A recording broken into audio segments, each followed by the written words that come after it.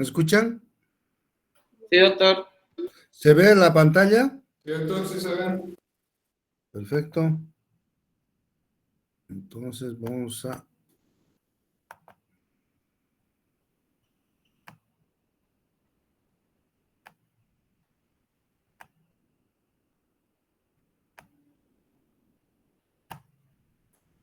Bien, vamos a ver, hemos visto esto, los efectos de vómito, etcétera. Vamos a ver las contracciones de mezcla. Creo que hemos visto esto, ¿no? Hemos visto esto. Ahí nos quedamos, doctor, en esa diapositiva. Perfecto, perfecto. Entonces, en el intestino delgado tenemos dos tipos de mezcla, ¿ya? De segmentación y de propulsión. Estos dos están prácticamente regidos por el marcapaso del intestino. El marcapaso del intestino va a originar las contracciones de propulsión. Entonces, no se olviden de las células intersticiales de Cajal, que son las que producen las ondas lentas, y ellas son las que van a dar las contracciones de propulsión, o sea, el peristaltismo que hemos hablado, ¿ya? Entonces tenemos dos tipos, el de mezcla, para mezclar los alimentos, aquí fíjense, ¿no? Y el otro de propulsión para llevar adelante el bolo alimenticio. Aquí hay hormonas, la gastrina, colcitoquinina, etcétera, todos van a aumentar el peristaltismo. Y por otra parte, la secretina y el glucagón van a inhibir la motilidad intestinal. Vamos adelante. Aquí tenemos el dibujito, aquí tenemos el bolo alimenticio. Hola, hola, ¿me escuchan bien, no? Hola. Sí, doctor. Perfecto. Se escucha. Cualquier cosa me llaman al celular, querido Julio, si se interrumpe, por favor, inmediatamente me llamas al celular, está abierto aquí a mi lado. No se preocupen. Perfecto, ya. El bolo alimenticio entonces va a siempre ir en dirección caudal porque hay una ley que se llama la ley del intestino. Esta ley del intestino hace un reflejo peristáltico que consiste en un anillo de contracción, este es el anillo de contracción, que empuja 5 a 10 centímetros distalmente y en la parte distal del intestino se relaja. Fíjense si aquí tenemos este colorcito, esto es relajación, se relaja.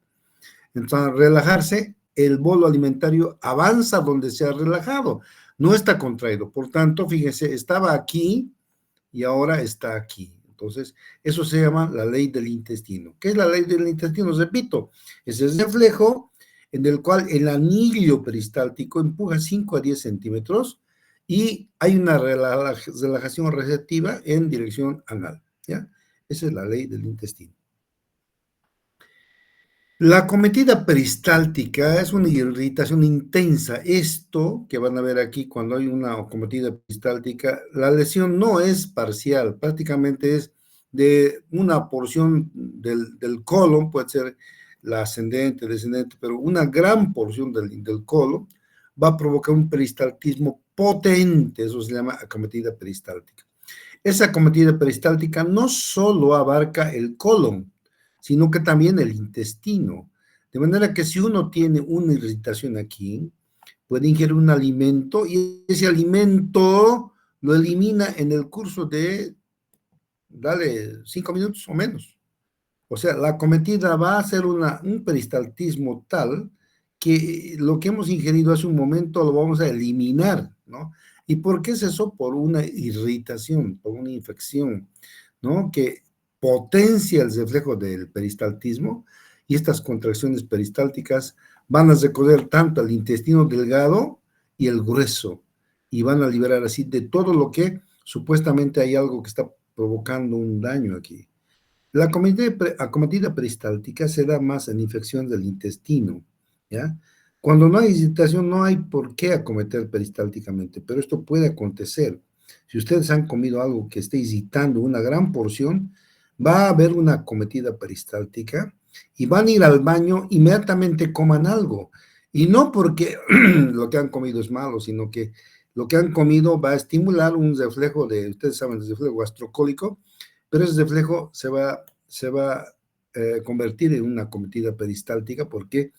Porque hay algo que está irritando una porción grande del intestino y eso va a provocar un tránsito intestinal inmediato, de tal manera que en minutos se va a eliminar vía anal lo que han comido, ¿ya? Eso se llama acometida. Esto es patológico, Pero esto está digamos, informado claramente en el guide.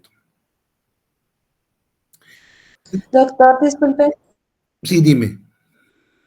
¿Se elimina ya poquito tiempo después de ingerir el alimento Sí, en este ratito? poquito tiempo después de ingerir el alimento, así como uno ha comido, así lo elimina. Cuando hay problema de acometida peristáltica, provocada por una irritación grande del intestino que va a provocar un peristaltismo tan potente que se llama acometida peristáltica. Esta acometida no solamente elimina lo que está aquí en el colon, sino que inclusive lo que uno ha ingerido rápidamente pasa sin haber digerido y sale vía anal, ¿ya? Vamos adelante. Fíjense, tenemos estos reflejos. El reflejo gastroilial, primero el reflejo gastroentérico, gastroilial y gastrocólico. Todos parten de aquí, del estómago. Reflejo gastroentérico, entonces va a ir al intestino. Reflejo gastroilial va a ir al ilio. Y reflejo gastrocólico.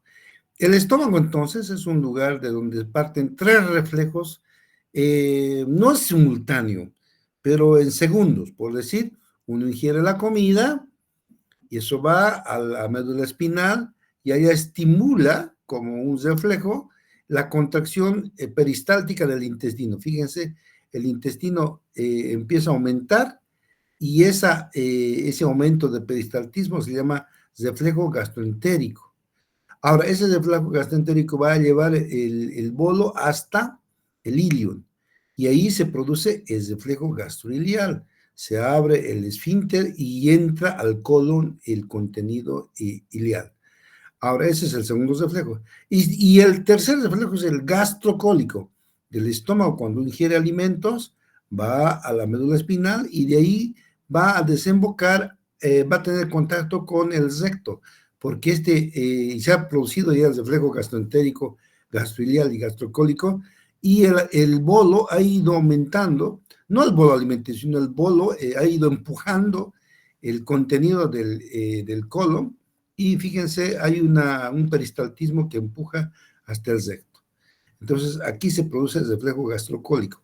Nosotros generalmente no tenemos conciencia del reflejo gastroentérico, porque cuando estamos comiendo ya se está produciendo el reflejo gastroentérico, está aumentando el peristaltismo para llevar hasta el ilion.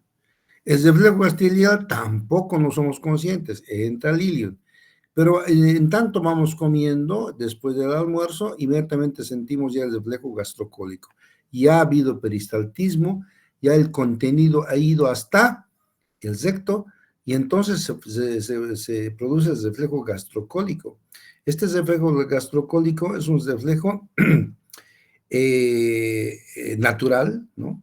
Pero condicionado. O sea, el hombre, en realidad en los niños, se produce el reflejo gastrocólico donde lo toque, puede ser en la mañana, en la tarde, a mediodía, donde sea, ¿no? Donde haya una buena ingestión de alimento, inmediatamente se produce el reflujo gastrocólico. Pero en los adultos, este reflujo gastrocólico puede ser condicionado. Porque vamos a ver que, aunque hay un reflujo gastrocólico, nosotros tenemos aquí el esfínter anal externo.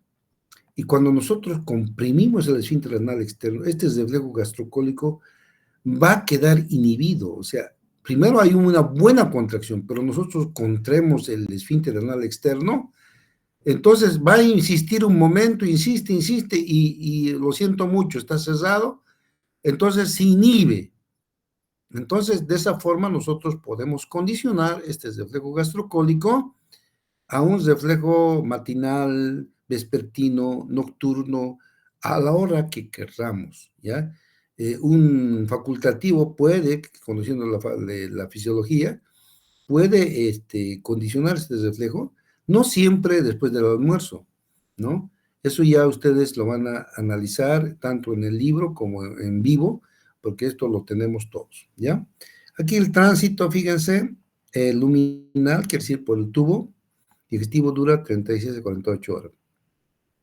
O sea, fíjense, después de 2 días ya se elimina el producto. Esto van a ver ustedes.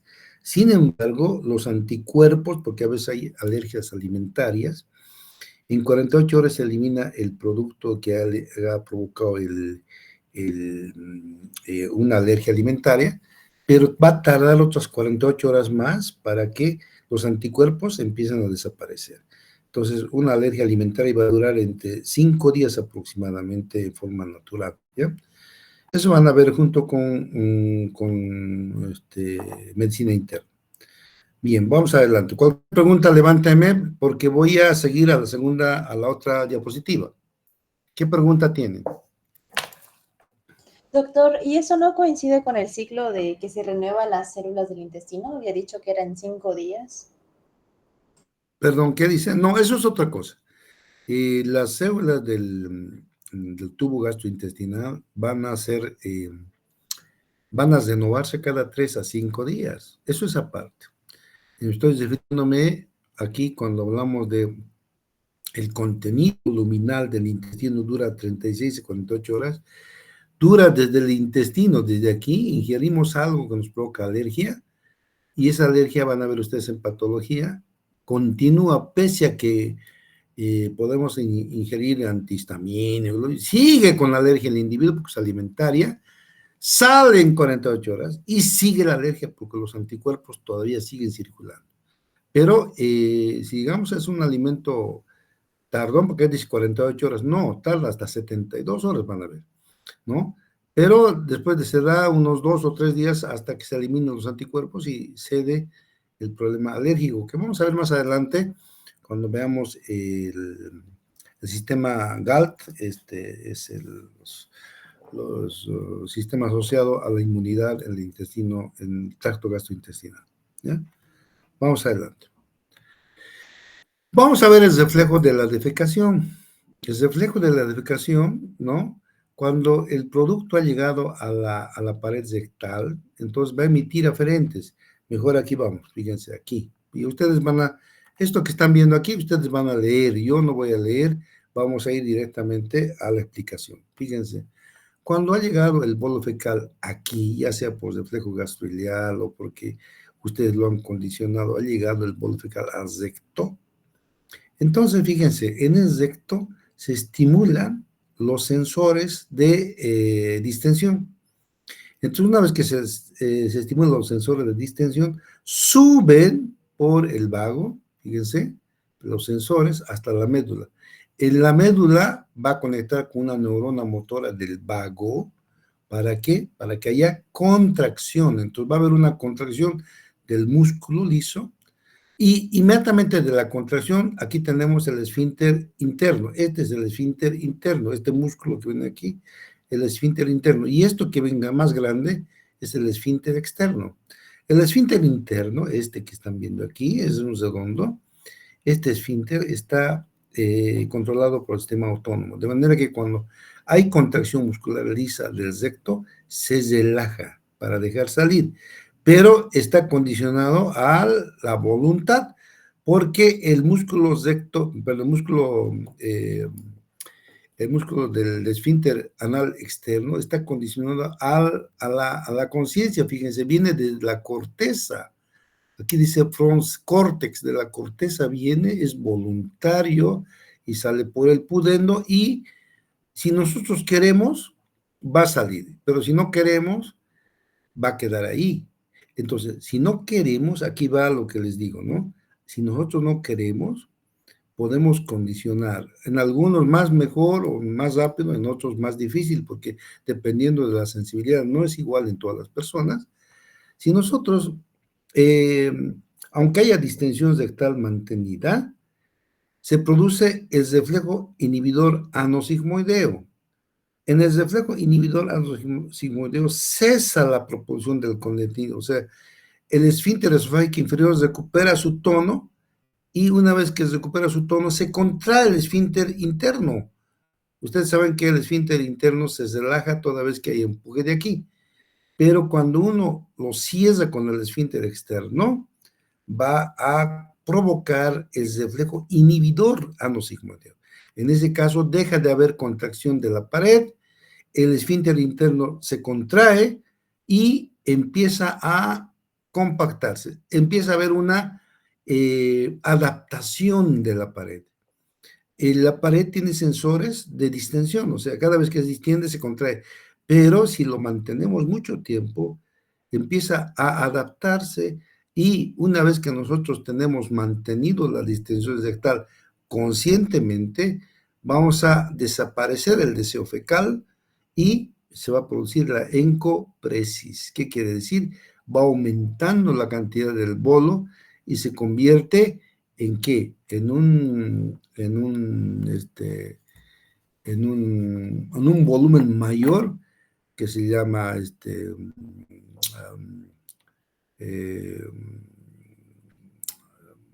bueno, es un tumor fecaloideo, ¿no? Un tumor fecaloideo grande, se va acumulando, lo que va llegando se va acomodando, y como aquí se han adaptado los sensores, ya no molesta, ¿entienden, no? Ya no molesta. Aquí, por favor, atiendan bien, en la pared se adaptan. Eso es más o menos como ponerse ustedes en la oreja, se ponen ustedes un lápiz y cuando está ahí y no los retiran, se adapta y al final no se dan cuenta que está ahí el lápiz. De igual forma esto se va adaptando y se produce la encopresis. La encopresis puede ser contraproducente porque ya no hay deseo de defecar y sin embargo sigue llegando más contenido y sigue aumentando y ya no hay el reflejo de la defecación. ¿Qué hay que hacer para poder nuevamente generar un reflejo de defecación? El que me diga ahorita le voy a poner un punto.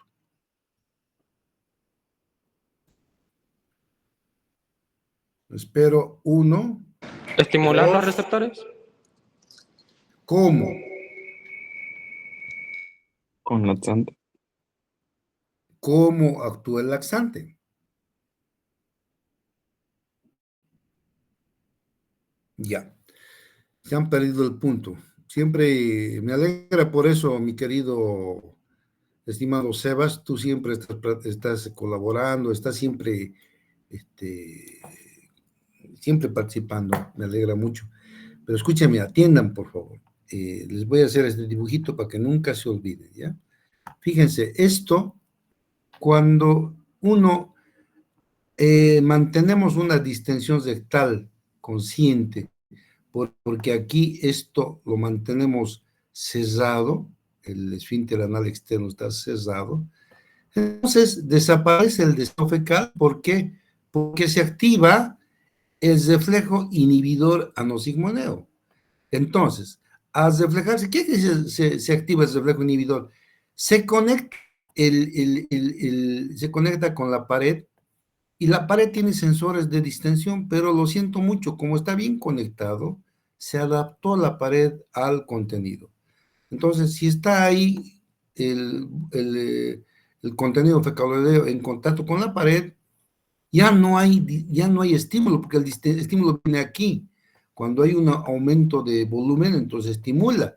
Pero como en este caso ya se ha adaptado, es como un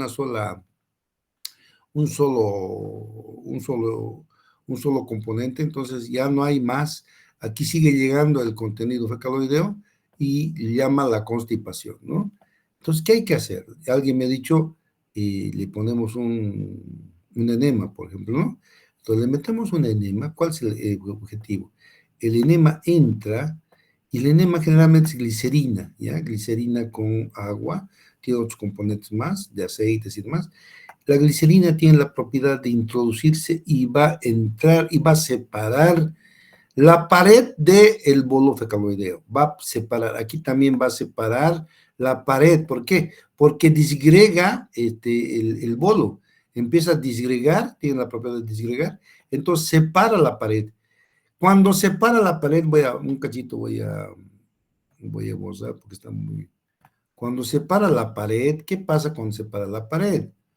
Cuando separa la pared, vuelve el reflejo, cuando separa, así hace separado, porque aquí hemos colocado un enema y el enema ha entrado por este lado, ha entrado por este lado, ha empezado a disgregar aquí, pero también la disgregación del bolo ha separado de la pared, por tanto, se recupera ¿qué? El reflejo de distensión. Entonces, nuevamente empieza a contraer. Cuando se separa el bolo de la pared, la adaptación desaparece y aparece ya el reflejo de la defecación. Por eso, un enema es la solución. Ahora, no solo enema, podemos poner lactulosa, viene vía oral, igualito, eso vienen por aquí, van a separar el bolo y entonces ellos van a estimular indirectamente el reflejo de la defecación. Ahora, muchas veces oralmente, si damos vía intestinal, a veces simplemente llega aquí nomás, ¿no? A estos niveles.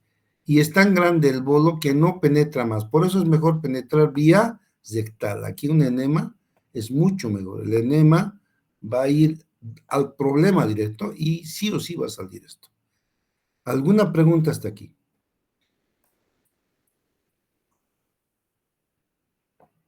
Miren, por favor, ustedes estén conscientes.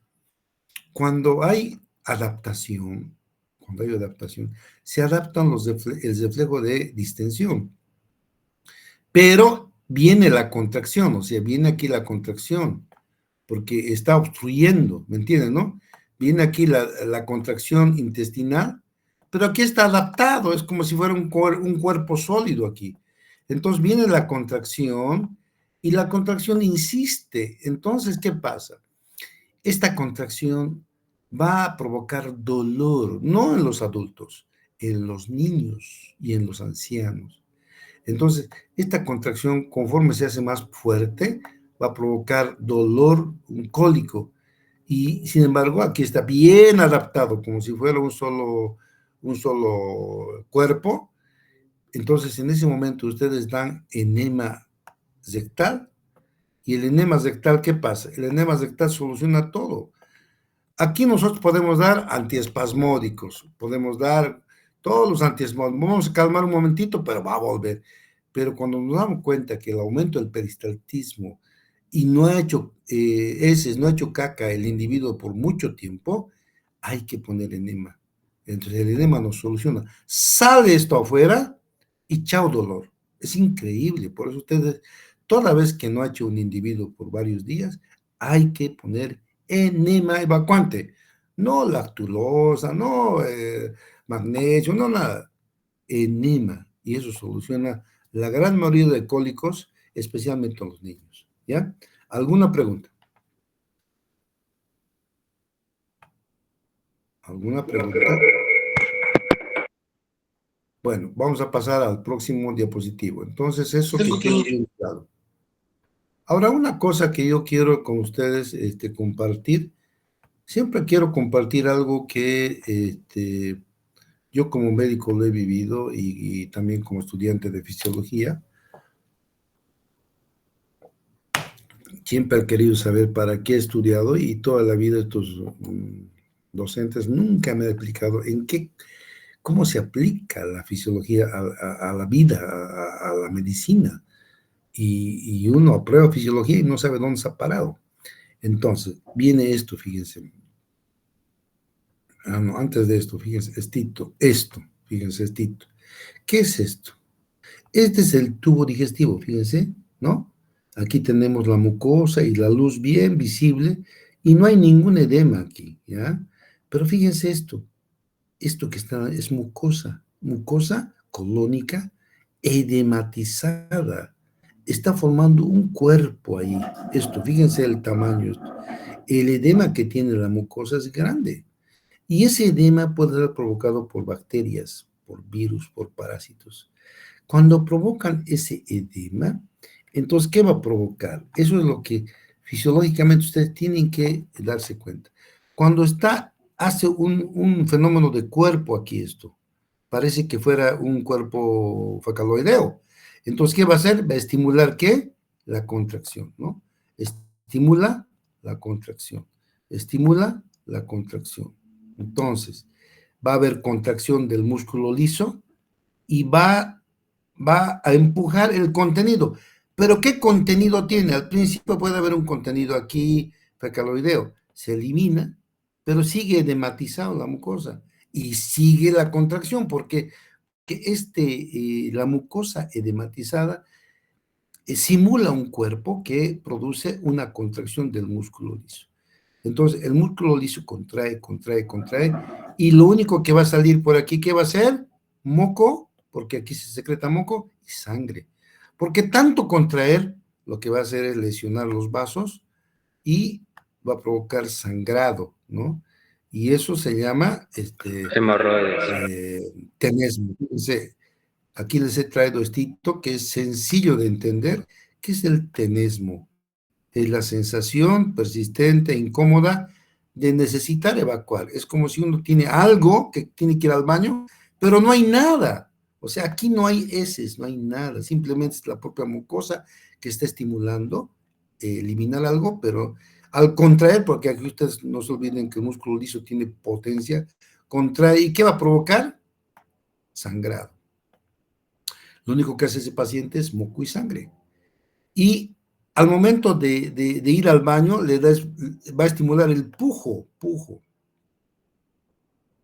¿Qué es el pujo? Es el esfuerzo o contracción abdominal voluntario para intentar evacuar. Entonces, esto no es infrecuente. Esto en medicina muy frecuentemente se produce y es nada más un estímulo, un reflejo fisiológico que ustedes tienen que aprender a manejar. Si una persona tiene tenesmo, sensación de evacuar, y no hay nada, y ha hecho toda la diarrea que había y sigue habiendo tenesmo, es porque a este nivel, atiendan por favor, es porque a este nivel, aquí se ha provocado ese edema que estamos viendo, ¿ya? Todo aquí está edematizado. Entonces, ese edema está provocando, ¿qué? Estímulo de contracción, ¿no? Entonces, va a tratar de sacar, pero no hay bolo, aquí es edema nomás, y el bolo salió. Entonces, ¿qué va a salir? Solamente la contracción produce sangre y moco. Y es desesperante porque no dura ni 30 minutos, el paciente quiere de nuevo ir al baño, y sin embargo en el baño no hay nada, porque es el edema de la mucosa que está estimulando la contracción. Entonces, en ese caso, ¿qué hay que hacer? La contracción está provocando sangrado, desesperación del paciente. Va cada media hora al baño y no hay nada, solamente moco y sangre, por el edema que está provocando la contracción. Entonces, ¿qué hay que hacer? ¿Qué hay que hacer, Sebas? Controlar el edema, doctor, la inflamación. A ver, está bien, pero te has ido a un lado. A ver, ¿qué me puede decir Luis? Nada. ¿Qué me puede decir Carlita? Se me ocurre otra solución, doctor. A ver.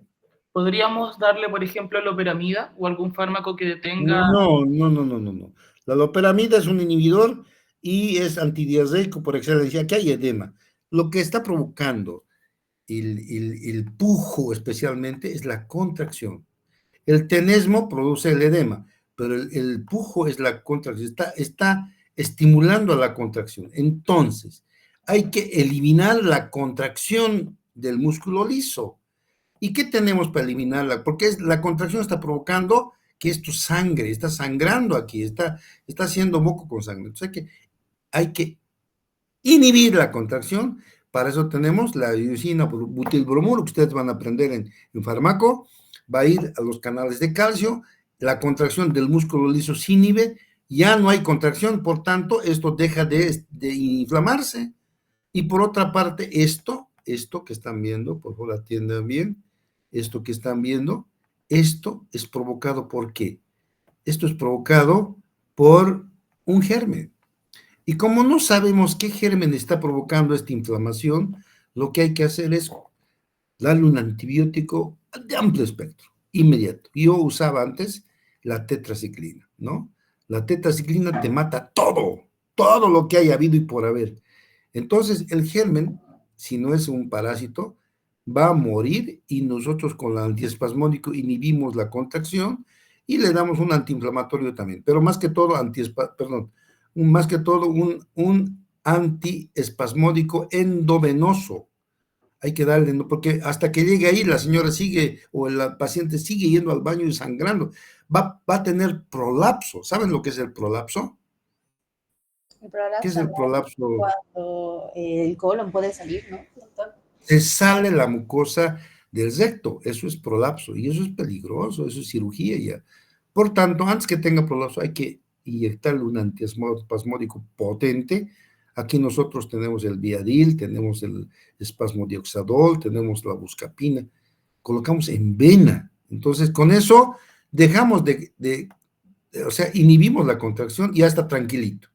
Como está tranquilito, le metemos vía oral o vía oral, yo deseo hacer, porque no tarda mucho, media hora, y llega ahí la tetraciclina y va a hacer el germen que está provocando la inflamación.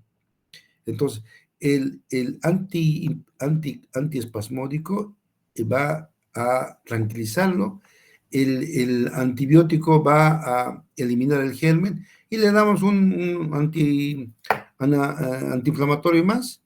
Cuando es el paciente, les va a agradecer a ustedes, les va a decir qué doctor en un rato, porque lo han puesto en vena el antiespasmódico, le han puesto en la nalga el antibiótico, y vía oral le han dado un antiinflamatorio, con eso tranquilo que el paciente, ¿ya?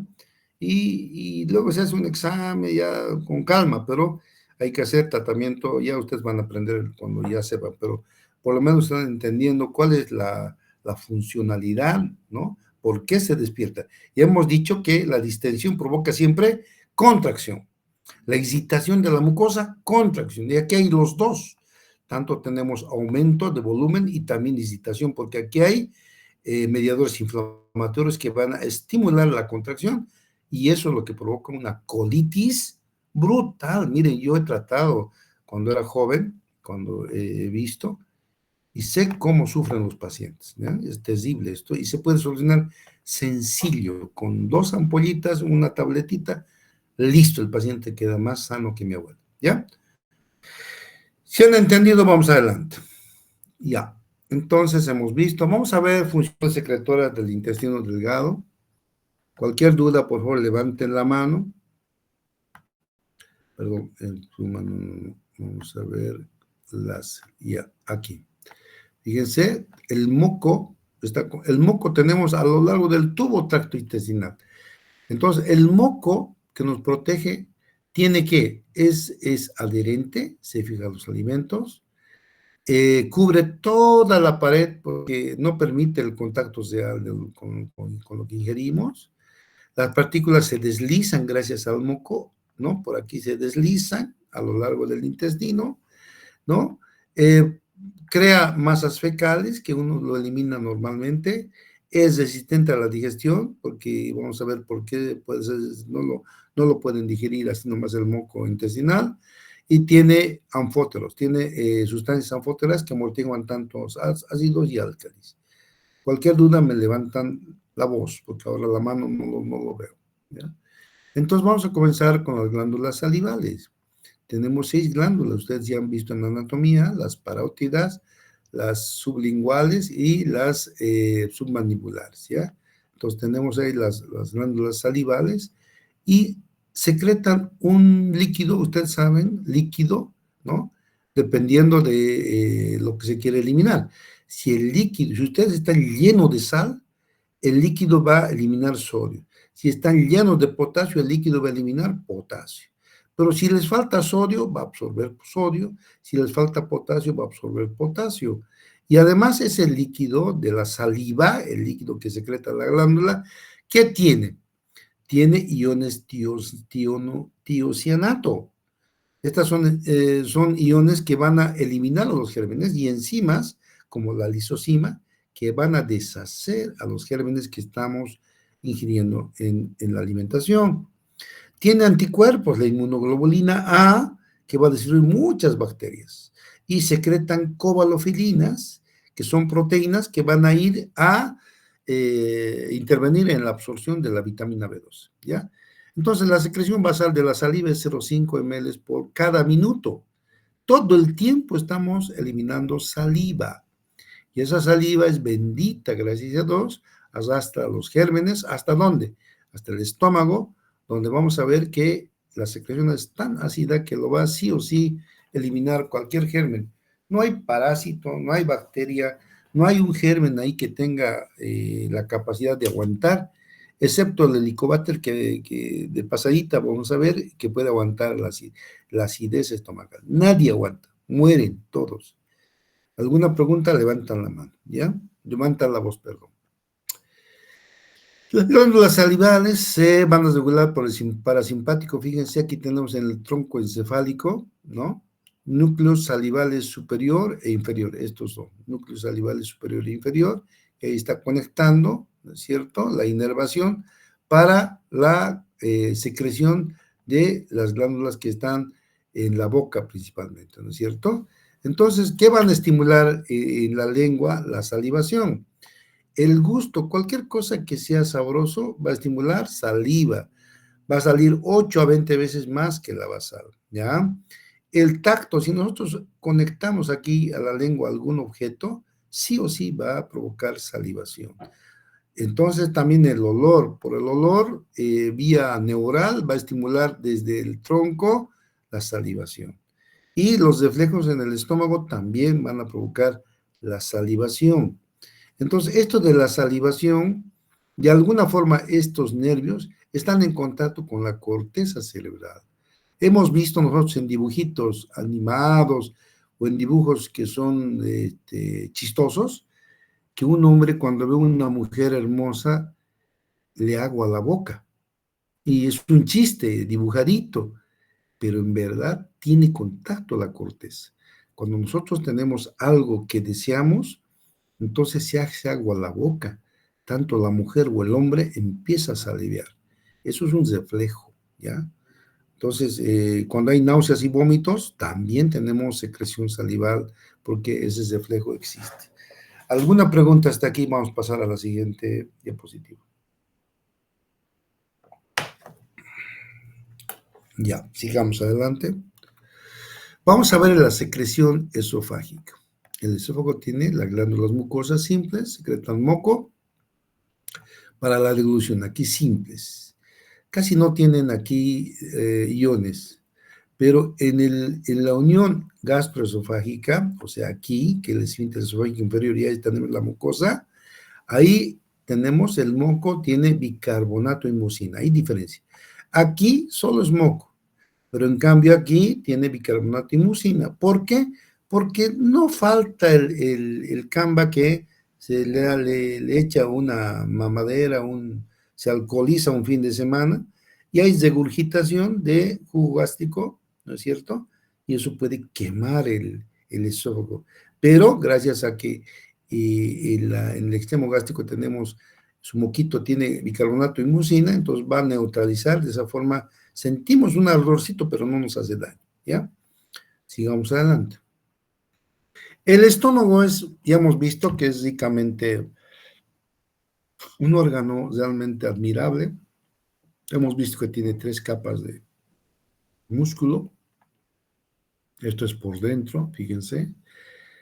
Tiene más o menos como una especie de hendiduras, ¿no es cierto? Es para que haya mayor absorción, mayor contacto del alimento con la secreción gástrica. El fondo y el cuerpo es la parte más importante de secreción de jugos gástricos. Ahí están las células parietales y las células principales. Las células principales secretan pepsinógeno y las parietales ácido clorhídrico y factor intrínseco. Entonces, aquí se produce todos. Y aquí en el antro solamente tenemos las células G y las D. Entonces aquí no se olviden que tenemos un esfínter y tenemos las células G que producen gastrina y las células D somatostatina. Pero esta parte es la parte más importante. Aquí se produce las glándulas que producen la digestión gástrica. Esto lo van a leer cuando estemos dando examen.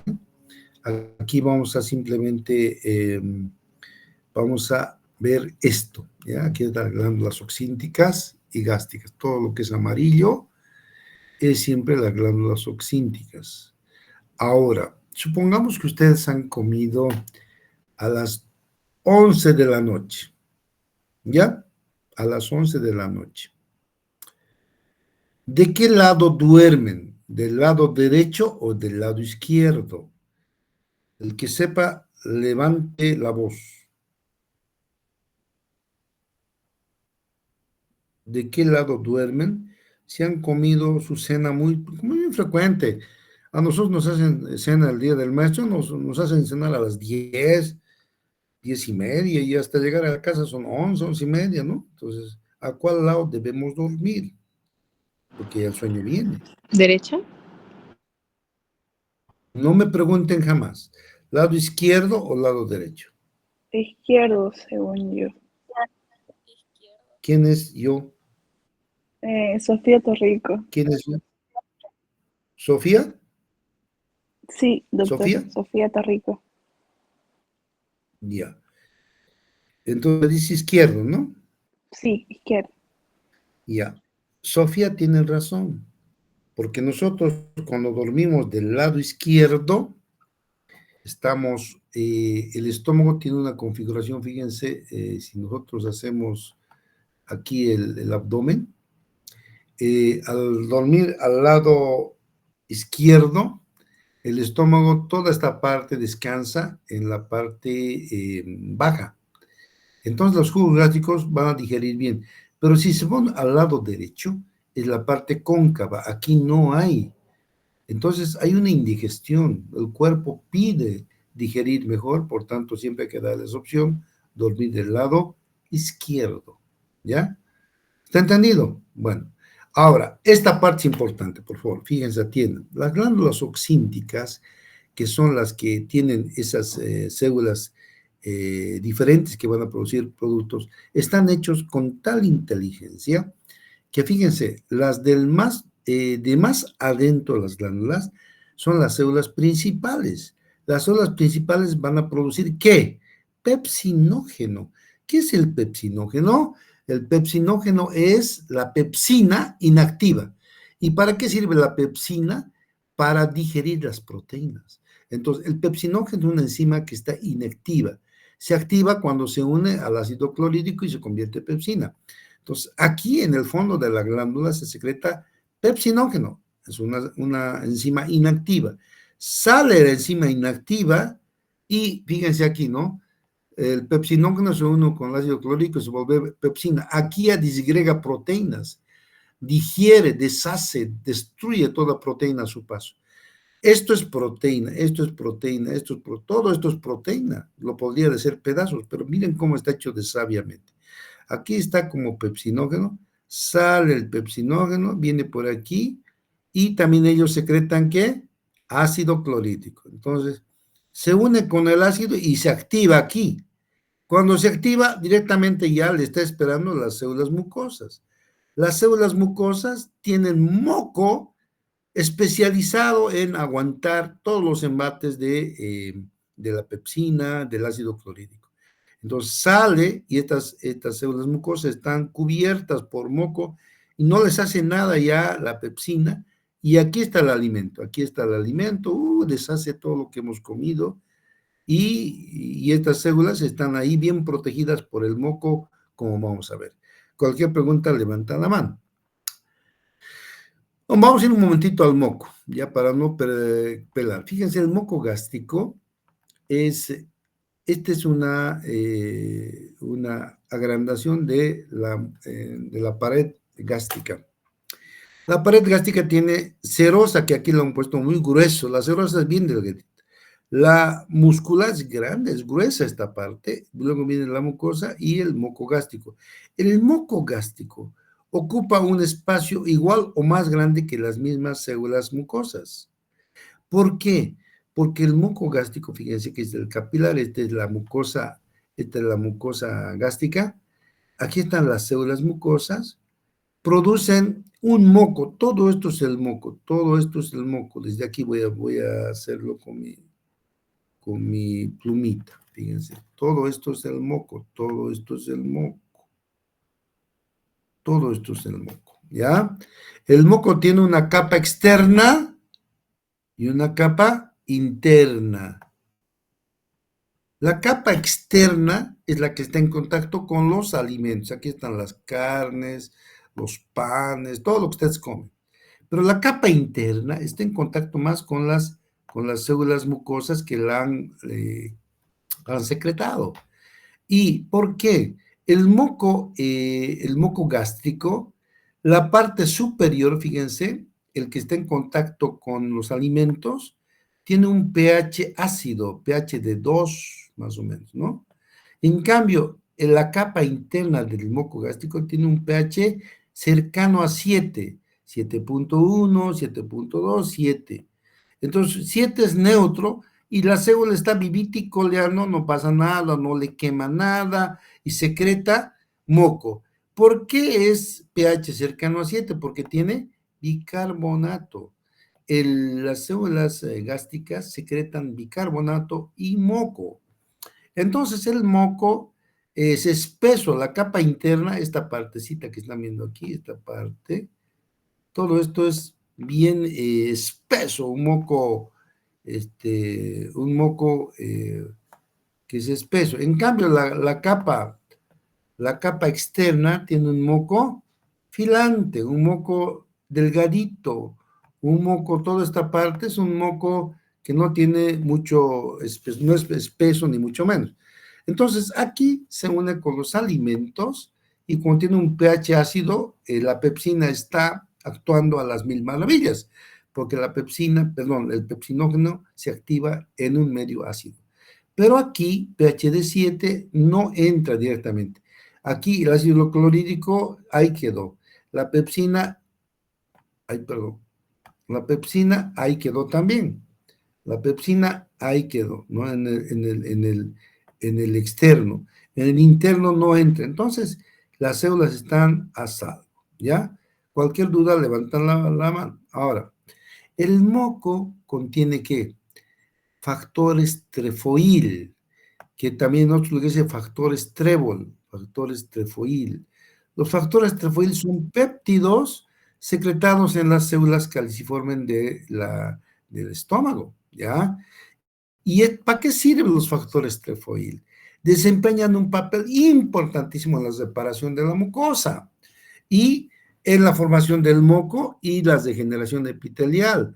Además, se ha demostrado que el factor trefoil influye en la respuesta inmunitaria. Por eso los que tienen estos factores no van a enfermar de cáncer, ni mucho menos.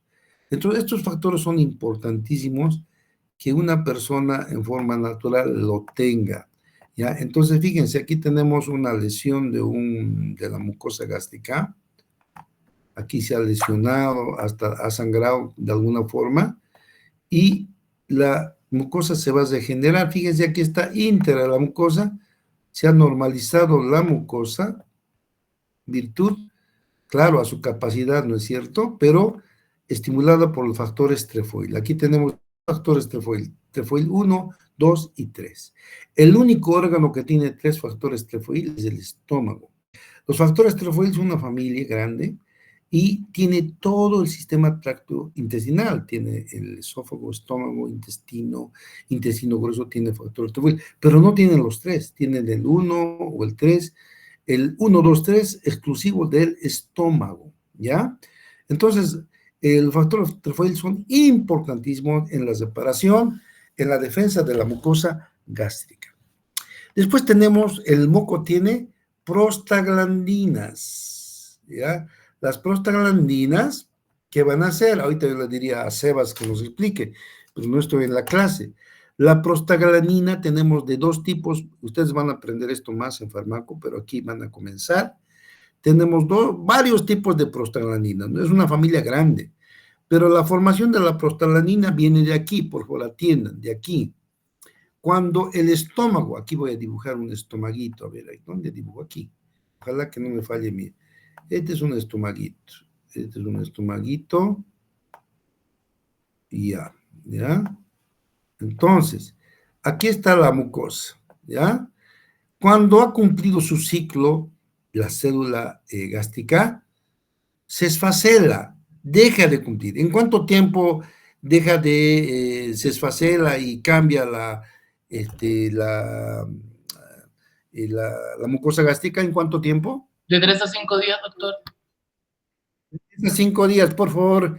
Guillermo, digo, Julio, dámosle un punto a Sebas porque siempre está participando. Un punto más. 3 a 5 días y la mucosa gástrica cambia. Esas células que han cambiado aquí, estas células, tiene membrana celular. Y esa membrana celular es esta membrana celular, esta membrana celular. La membrana celular que está siendo esfacelada tiene fosfolípidos. Estos fosfolípidos, por la fosfolipasa A2, que también está en las mismas células, se va a convertir en ácido araquidónico, ¿ya? El ácido araquidónico, que es este, tiene dos formas de convertirse en prostaglandina. Uno, la COX-1, que es la que dice es constitutiva, es parte de la fisiología normal. Está ahí en el estómago, la COX-1, y la COX-1 va a convertir el ácido araquidónico, ¿en qué lo convierte? En prostaglandinas protectoras. Prostaglandina 2, que protegen el moco gastrointestinal y renal. Y también, eso es una cosa. Ahora, eso es una forma de producir prostaglandinas. Vamos a ver la otra forma, que nada tiene que ver con esta. Vamos a borrar para que no se confunda. Uno era porque cumple su ciclo la célula y se destruye la célula y se aprovecha su membrana para producir prostaglandinas. La otra forma es de que a mi querido amigo Sebas le ha dado un revés una chica. Bueno, no diré así, jugó pelota y le han pateado la pierna. La pierna ha sufrido una pateadura aquí y se ha atrisionado su tejido y producto del golpe se ha muerto la célula. No ha sido porque la piel está cambiando, no, sino que ha sufrido una lesión. La lesión mata la célula superficial por atrición y esa célula tiene también membrana celular. Y al igual, pero no igual, sino por injuria, también esa membrana celular tiene fosfolípidos y va a producir, ¿qué? Ácido araquidónico. En este caso, la COX-2 es la que interviene. La COX-2 dice que es inducida. ¿Inducida por qué? Por factores inflamatorios. La COX-1 es parte de la fisiología natural. Esto también es parte de la fisiología, pero es inducida por la inflamación, por la injuria que ha provocado. Entonces, la COX-1 convierte el ácido araquidónico en ¿qué? Prostaglandinas proinflamatorias. Miren qué diferente, ¿no? En el otro lado, prostaglandinas, ¿qué? Protectoras. Aquí proinflamatorias. Estas prostaglandinas nos van a provocar ¿qué? Fiebre, dolor, ¿no? Fiebre, inflamación y dolor. Entonces, eso es lo que provoca estas prostaglandinas. ¿Por qué es importante distinguir estos dos orígenes de las prostaglandinas? Porque en ambos interviene esta enzima que es la ciclooxigenasa. La ciclooxigenasa 1 y 2 son las que van a convertir a partir del ácido araquidónico la prostaglandina. Ahora, ¿cuál es la importancia? Atiendan, por favor. Nosotros, cuando cualquier persona, digamos, Julio, qué sé yo, la han pateado en su partido de fútbol, entonces se ha lesionado y producto de esa lesión la célula ha producido fosfolípidos y ácido araquidónico. Entonces yo, como médico, ¿qué le voy a dar? Le voy a dar AINES. Entonces, ¿el AINE qué hace? ¿Qué es el AINE? El AINE es el mejor antiinflamatorio barato que se usa ahorita en el mundo entero. El AINE es un antiinflamatorio que va a inhibir, ¿ya? Entonces, el AINE, ciclooxigenasa, lo va a inhibir. Por tanto, producto de esta patada, el ácido araquidónico, ay caramba, el ácido araquidónico de mi querido Julio va a quedar como ácido araquidónico, no se va a convertir en prostaglandina proinflamatoria y va a calmar. Lo poquito que él ha logrado convertirse se va a calmar, se va a curar rápido porque la inflamación va a ceder, el dolor va a ceder. Por eso el AINE es importante dar en toda lesión, digamos, que la persona tiene, porque inhibe a la ciclooxigenasa y ya no se forma prostaglandinas inflamatorias y tampoco se cede la inflamación, el dolor y la fiebre. Ya no tiene fiebre. Entonces el AINE es pues muy bueno. Jóvenes, el AINE es algo que producimos nosotros. El problema del AINE es de que no entiende, como es sintético, el AINE no solo va a inhibir la ciclooxigenasa inducida, también este sinvergüenza va a inhibir la ciclooxigenasa constitutiva, la 1. Por tanto, al mismo tiempo que está desinflamando, calmando el dolor y la fiebre, también va a eliminar, ¿qué? Las prostaglandinas protectoras.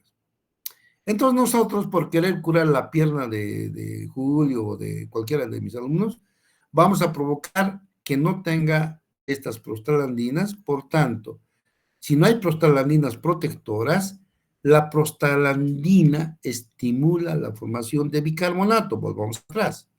Fíjense, aquí, ¿no? La prostaglandina 2, prostaglandina E2, esta es importante en la defensa de la mucosa. Aquí tenemos la prostaglandina. ¿Qué va a estimular la prostaglandina? ¿La formación de qué? De bicarbonato. Y el bicarbonato es lo que está dentro del moco protegiendo. Y, claro, a partir de los fosfolípidos de la misma célula se forman normalmente, pero cuando se elimina la prostaglandina por un AINE ya nos respeta esto. Fíjense, quiero que entiendan que aquí en el moco, todo esto es el moco gástrico, y aquí tenemos que las prostaglandinas, aquí tenemos el bicarbonato. Entonces, eso está producido por la prostaglandina. Entonces, sucede esto, fíjense, esto, ¿no? Aquí tengo un dibujito, fíjense. Aquí tenemos los AINES que tomamos. El AINE por la boca se absorbe, va al estómago, y el AINE va a inhibir la formación, la COX, ¿no? Y ya no hay prostaglandina. Como no hay prostaglandina, no hay bicarbonato. Como no hay bicarbonato, entonces la célula no tiene moco, y como no tiene moco, lo que nosotros comemos, el ácido clorhídrico, la pepsina, las sales biliares, si tomamos alcohol, el mismo AINE, va a provocar una lesión en el estómago, y esa lesión, ¿cómo vamos a saber? Que arde. Porque ¿qué hace el ácido clorhídrico? Va a quemar. Este ácido clorhídrico va a quemar a esta célula, lo quema, y al quemar vamos a sentir dolor, ardor. Si es mucho lo que está lesionado, y no es una célula, son varias células, se produce una úlcera. Fíjense, aquí tenemos una úlcera, y esa úlcera primero estaba aquí, ¿no? Y dolía harto, ardía, pero si seguimos con la lesión puede llegar a sangrar. Esto es sangrado ya, esto es sangre, y uno puede vomitar con sangre, ¿ya? Entonces, toda esta explicación viene para que ustedes entiendan que el bicarbonato se produce con la ciclooxigenasa 1, y la ciclooxigenasa 1 es producida normalmente, constitutivamente, en la fisiología de nuestro estómago, ¿no? Para producir el bicarbonato. Pero también puede ser perjudicada cuando nosotros ingerimos algo que inhibe la ciclooxigenasa. El AINE, vuelvo a repetir, vamos a pausar para que entiendan, el AINE nos respeta. El AINE, lo siento mucho, lo basa con todos los ciclooxigenasas, y de paso nos quita una defensa a nosotros. ¿Quién no ha entendido? Todo esto va a entrar a la práctica, por favor. Tienen que haber entendido. ¿Quién no ha entendido? ¿Quién no ha entendido? ¿Todo está claro? Entonces, estos son los dibujitos que hemos hablado del factor estrefoil. Aquí están los prostaglandinos, los fosfolípidos de la mucosa que se convierten en prostaglandinos gracias a la COX-1, y aquí están el moco que se ha formado, que nos protege, la capa externa que está en contacto con los alimentos, la capa interna que protege a las células, y la célula está íntegro. Aquí no tiene ningún dolor, ninguna inflamación, nada. Es una belleza ¿cómo puede ser que nosotros, secretando semejantes niveles de ácido, estamos hablando de nivel 2, eso quema, donde ustedes pongan, si tuviéramos ácido, nosotros hemos hecho una experiencia cuando éramos jóvenes, hemos sacado con sonda nasogástrica, y basta que lo pongan a la piel, quema. Por eso la carne se deshace. Nosotros ingerimos la carne, el bife, imagínense comer la chinchuli, la panza, ¿no es cierto? La panza es dura, y aquí está la panza, ¿no? Y sin embargo, aquí con la pepsina y con el jugo gástrico, con el ácido clorhídrico se deshace, ¿no? pero nada que ver con la célula que es más blandita y está íntegra gracias al moco que tiene bicarbonato. ¿Ya? ¿Alguna pregunta? ¿Está entendido? ¿Está entendido? Sí, doctor. Perfecto. Entonces, por el momento, aquí vamos a quedar. Fíjense, aquí está lo mismo, aquí vamos a quedar. Aquí vamos a avanzar. Por favor, no se falten, porque ya empieza, digamos, dentro de lo que es la fisiología light, aún así se complejiza, porque vamos a ver nombrecitos de enzimas y demás, y la relación que tiene con todo. Entonces, no me falten a las clases. La práctica, atiendan por favor, lo voy a dar, hoy día es jueves, hoy en la noche voy a pasarle a Julio, ya ustedes vayan trabajando mañana, pasado, hasta la próxima semana me lo tienen que hacer. Son 2 prácticas, uno de músculo liso y otros de gastro. Yo espero con ustedes el martes ya concluir la parte de secreción para que hagan la práctica libremente y me hagan una práctica realmente bonita, porque de eso va a salir el examen también, ¿ya? ¿Alguna pregunta? Ya. Entonces, en eso quedaremos por el momento. Ha sido un placer, jóvenes. Espero que van a ir mañana a van a ir a la... Doctor, una pregunta. ¿Será que puede mandar las diapositivas de los Sí, hoy en la últimas 3 noche voy a unidades, por mandar favor? tanto de músculo liso y voy a mandar también músculo esquelético y sistema autónomo. Lo que va a faltar es esta parte que ustedes van a tener que sí o sí participar, y la próxima semana cuando terminemos, lamentablemente no es la próxima, es la próxima más, porque esta semana prácticamente estamos pasando a medias, la próxima todavía nos va a faltar, vamos a tener que dar el examen de aquí a 3 semanas, creo, o 2 o 3 semanas, no es tan sencillo, ¿ya? Listo, les voy a pasar esta noche, jóvenes.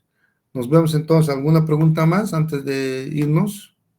Doctor, ¿los prácticos se entregarán el martes o cuándo? La próxima semana me tienen que entregar el viernes los prácticos. Ya, espero de Sebas, espero de Carlita, espero de Natalia, espero de Julio, espero de Luis, que me hagan alucinar con sus prácticos. Por cierto, escúchame, Sebas, ustedes han hecho buena práctica, pero los dibujos son una lástima. No sé, ustedes son creo 4 o 5, hagan buenos gráficos, no entiende, tienen que hacerlo bien, a colorcitos, cómo, ¿no es cierto? Hace efecto el ácido clorhídrico, la pepsina, cómo se convierte, todo eso va a ser bien clarito, cosa de que uno esté leyendo. Yo no quiero leer al lado de la práctica todo un testamento, no, tiene que estar graficado, ¿listo? No es más, jóvenes, en eso quedaremos, ha sido un placer. Hasta luego, Nos doctor. vemos. Chao, chao. Ha sido un placer. Chao, jóvenes. Chao. Hasta luego, doctor.